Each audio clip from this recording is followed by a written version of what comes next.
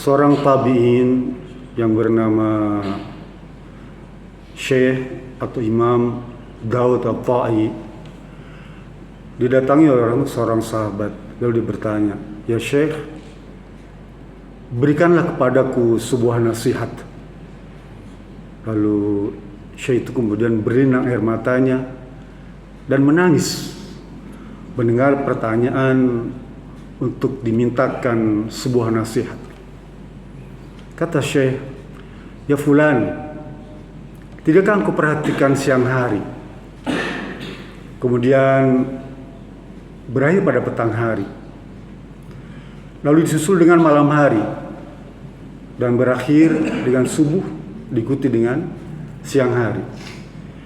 Kalau engkau perhatikan, maka itu merupakan sebuah nasihat. Mungkinkah Allah bisa meneruskan siang hari itu sepanjang waktu, terus siang aja?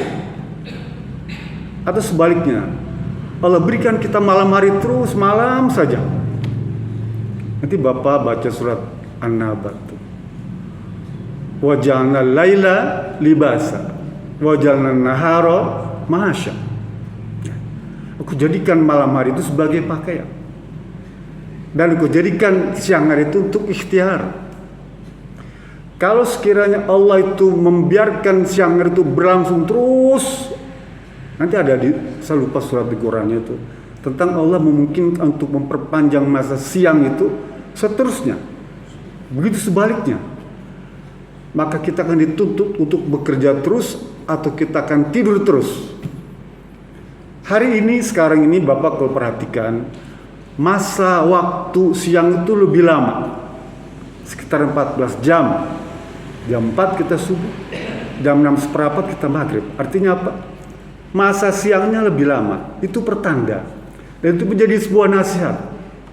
Kata Syekh, itulah nasihat untuk dirimu, bahwa setiap sesuatu itu ada ujungnya, ada ajalnya. Siang ada ujungnya, malam ada ujungnya. Semua kejayaan ada ujungnya, kesedihan ada ujungnya, kesusahan ada ujungnya, kekuasaan ada ujungnya. Semua begitu. Di semua makhluk ciptaan Allah ada ujungnya. Itulah nasihat yang berguna buat dirimu. Termasuk engkau pun ada ujungnya, ada ajalnya, ada masanya. Itulah nasihat yang perlu kamu renungkan. Lalu dari penjelasan ini para ulama mengambil kesimpulan bahwa tidak hanya hari yang ada ujungnya itu, tapi juga pekan, minggu ada ujungnya, bulan ada ujungnya, tahun ada ujungnya. Pada setiap pergantian hari, pergantian pekan, pergantian bulan, pergantian tahun, itu merupakan nasihat bagi kita semua.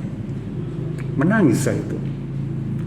Kalau begitu, kau perhatikan nasihat yang sangat berguna bagi dirimu itu, dan gunakan setiap pergantian waktu itu untuk melakukan muhasabah, melakukan evaluasi. Sejauh mana perbuatan buruk telah kita tinggalkan, sejauh mana perbuatan baik telah kita kumpulkan. Apakah hari esok, tahun ini lebih baik dari kemarin, atau justru sama, atau bahkan lebih kurang? Kata Rasulullah, "Man amsakal yaum sawaun," ya, dengan yang kemarin itu. Kalau hari ini sama dengan yang kemarin, dia termasuk orang yang rugi, Pak. Rugi dia. Kalau hari ini lebih baik dari kemarin, dia termasuk orang yang beruntung. Kalau tahun ini lebih baik dari kemarin tuh, kita termasuk orang yang beruntung. Tapi kalau tahun ini kita lebih jelek dari tahun kemarin, Rasul bilang, kau termasuk orang yang celaka. Kita pilih mana? Harus ada peningkatan, islah, perbaikan pada diri. Apa yang perlu diperbaiki? Yang utama adalah ketaatan pada Allah Subhanahu wa taala berupa keimanan dan ketakwaan. Ini yang paling utama, karena modal inilah yang akan dicatat oleh Allah Subhanahu wa taala dan menjadi bekal kita untuk menghadap Allah Subhanahu wa taala. Yang kedua, berkaitan dengan muamalah. Ya. Seberapa besar muamalah kita selama ini, ya, tentang apa zakat, infak, sedekah, ibadah-ibadah lainnya, silaturahmi itu, kerjasama di kemasyarakatan, ya. Sejauh mana itu tentang kesolehan sosial kita dengan warga itu yang menjadi catatan berikutnya. Tahun ini alhamdulillah Pak, ya. Kalau kita perhatikan seluruh Nusantara, memang ada sebabnya itu musibah itu Pak, ya.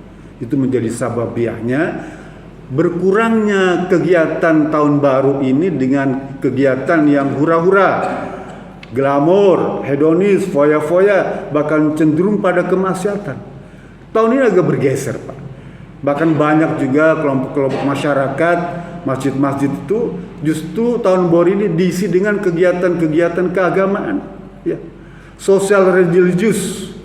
Jadi saya juga bersyukur pada Allah Subhanahu wa taala bahwa tahun ini peluang untuk mendapatkan barokah dari Allah Subhanahu wa taala bagi bangsa ini lebih besar. Sekalipun hakikatnya memang dari Allah Subhanahu wa taala, sababnya adalah musibah itu. Semua mengerem Pak. Dari mulai presiden, gubernur, ya, kemudian bupati, camat, sampai kepala desa tuh, termasuk kepala desa kita pun meminta untuk menghindarkan kegiatan-kegiatan yang sama sekali tidak mencerminkan kepedulian sosial kita pada masyarakat atau saudara-saudara kita yang terkena musibah. Ini satu arah Pak, satu perubahan dari tradisi malam tahun baru yang glamor kepada tradisi malam tahun baru yang religius. Semoga saja masa-masa yang datang kegiatan semacam ini yang bernuansa agama itu semakin meningkat, semakin bagus, semakin baik. Itu yang kita harapkan. Tentu saja ini semua juga terjadi semata-mata karena petunjuk dan hidayah dari Allah Subhanahu wa taala. Oleh karena itu kita tidak bosan-bosannya terus minta kepada Allah ihdinas siratal mustaqim bagi pribadi, keluarga, masyarakat, bangsa dan negara. Amin.